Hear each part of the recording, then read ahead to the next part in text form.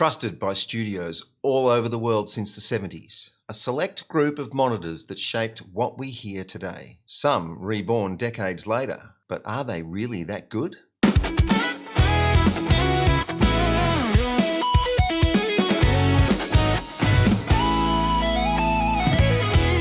Hello, I'm Peter Thompson. Welcome to the Audio Lab.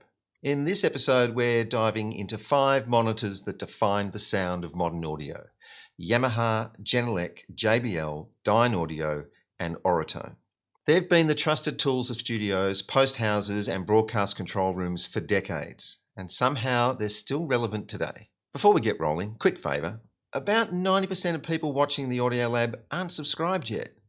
If you're into real-world audio talk and gear that actually matters, hit like, subscribe, and share this video with someone who'd appreciate it. It only takes a few milliseconds, but it makes a huge difference. Over the years, I've worked with every one of these studio monitors, from big control rooms to OB trucks, and I can tell you, each has earned its reputation.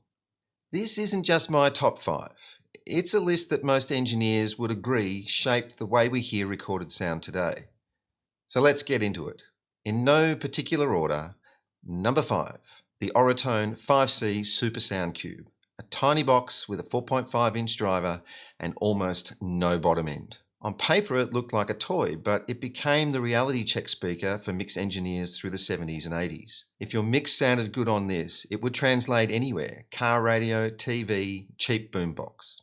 I first used Auratones in the dub rooms at AAV in the early 80s. At first, they seemed a bit odd to me, small, boxy, and with this soft mid-range hummy buzz that just wouldn't quit.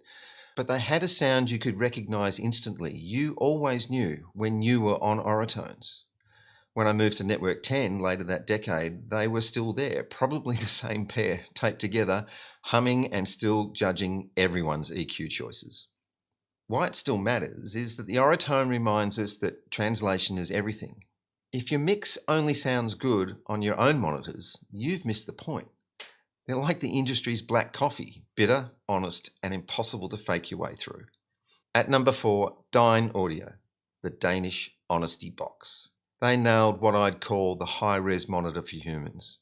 From the BM6A to the Core 59, they became the default voice of broadcast in the 2000s. When I was at the 7 Network Melbourne, almost every control room had a pair. Brand new facility, everything pristine, and those Dynaudios just sounded right. They were forward, clear, open, and perfect for voiceover work and live news. You could sit in front of these for quite a long time and mix a few shows and then have enough energy left to complain about the talent. These were an active monitor, dual MOSFET amps, phaser-line crossovers, and that silky, fatigue-free top end. You could mix all day on these and not throw anything away. That's why so many mix engineers still trust them. They're accurate without being painful. If Auratones were the black coffee, Dynaudio were the strong tea, civilised, clear, and still with a bit of a kick. At number 3, my favourite, the one everyone loves to hate, or in my case, loves to love, the Yamaha NS-10M. Originally a consumer hi-fi speaker that bombed, engineers dragged them into the studio because it was merciless. If your mix was good here and balanced on an NS-10, it would survive anything. At AAV and pretty much every recording studio I stepped into, they were there. White cones glaring at you from the console bridge like judgmental eyes. I think I've seen more NS-10s in action than I've seen engineers happy about what they're hearing. And some people even stuck tissue paper over the tweeters to tame the highs. That's right, engineers were EQing with Kleenex decades before it was a plug-in.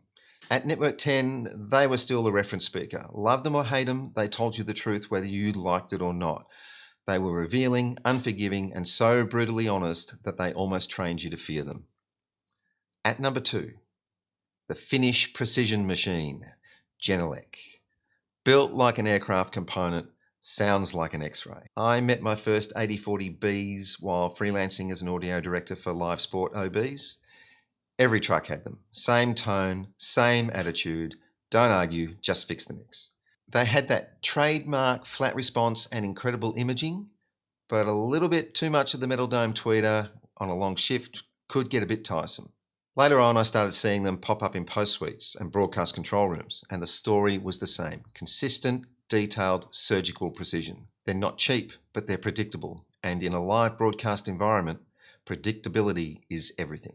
Genelecs don't just show you the truth, they show you the ugly bits you thought were hidden behind compression and EQ. And finally, number 1, JBL 4311s. I first came across these monitors in the mid-80s at Network 10 Studios. They'd been there forever. Every control room had them. They were a bit beat up, but they still worked. Each audio director had their favourite pair or control room and thought theirs were better than the others. Big woofers, forward mids, high energy presence. Every rock record of the 70s owes something to these. They didn't just play music, they threw it at you. They made everything sound like a stadium gig, including the evening news theme. That West Coast brightness, that punch, that energy, it was attitude in speaker form. They bridged hi-fi and studio sound like nothing else, and you still can hear that DNA in modern JBLs. Why are they number 1? They didn't just monitor sound, they defined taste. They set the benchmark for what listeners expected audio to feel like. They were loud, proud, and occasionally lethal, but damn, they were fun.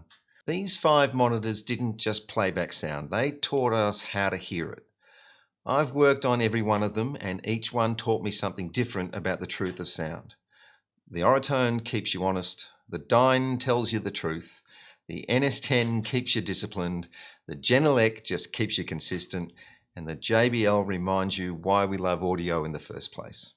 Which one of these have you used or still trust today? Drop your favourite down below. I read every comment and love hearing your stories behind the gear. If you've enjoyed this one, check out my other videos. How Yamaha's hi-fi fail became a studio icon, the full story of the living room flop that became the world's most famous monitor, and your ears are lying to you, why you can't always trust what you hear, and maybe some ideas on how to fix it.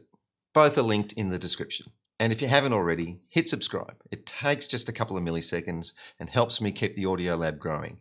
Click the bell so you don't miss the next deep dive, and give the video a like if you found it useful. I'm Peter Thompson, this is the Audio Lab. See you next time.